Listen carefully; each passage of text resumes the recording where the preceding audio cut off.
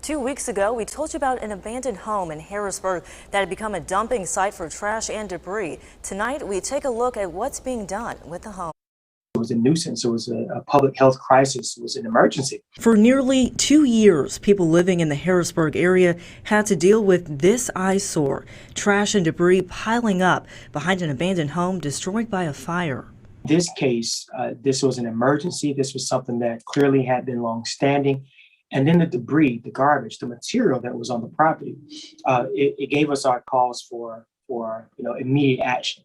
It gained the attention of District 1 Commissioner Jordan Johnson. Now what used to be an eyesore has been demolished and cleaned up. We're listening, we're paying attention, and we're responding. It helps make the community look a whole lot better. Ronnie Patterson has lived in Harrisburg all his life. He says seeing the property cleaned up is a relief. You got family members living around garbage and trash like that. They can be exposed to all kinds of viruses and stuff. So, it was a good thing that the city or whoever did it cleaned it up. There's houses like this all over the community, all over the county.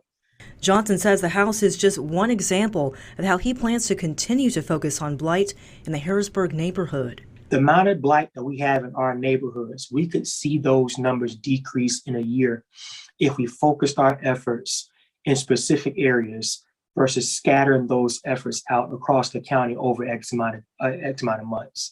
Neighbors say with multiple abandoned homes in the area, the work is needed.